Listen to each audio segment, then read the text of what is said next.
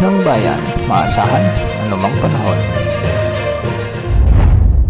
Magandang oras po sa ating lahat. Narito ang update sa lagay ng panahon ngayon at sa susunod na 24 oras. Sa kasalukuyan ay southwest monsoon o habagat pa rin ang nakakaapekto sa kanlurang bahagi ng Southern Luzon, Visayas at Mindanao. Samantalang may minomonitor naman tayong low pressure area sa loob ng ating area of responsibility. Huli itong namataan ng Pag-asa sa layong 610 kilometers silangan, hilagang silangan ng Butuan City, Agusan del Norte o 555 kilometers silangan ng Giwan Eastern Samar.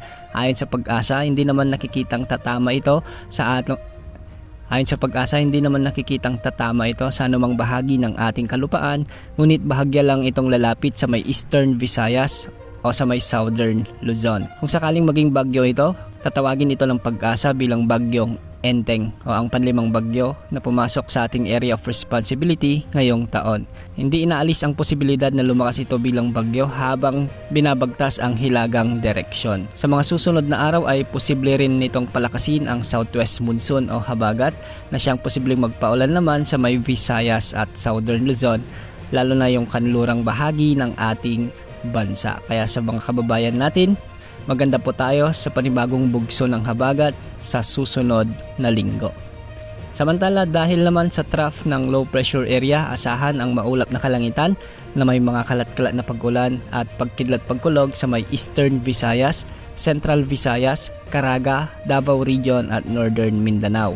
Posible ang mga pagbaha at pagguho ng lupa sa mga lugar na ito.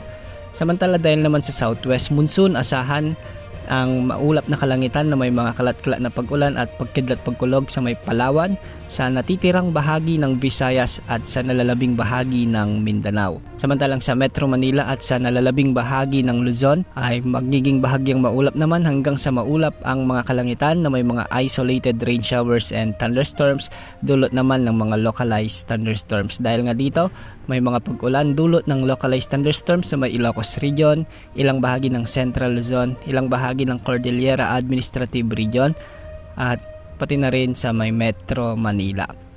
Sa ngayon, wala namang nakataas na gale warning sa mga karagatang sakop ng ating bansa, kaya malayang ating mga kababayang mangingisda na pumalaot sa anumang bahagi ng ating karagatan.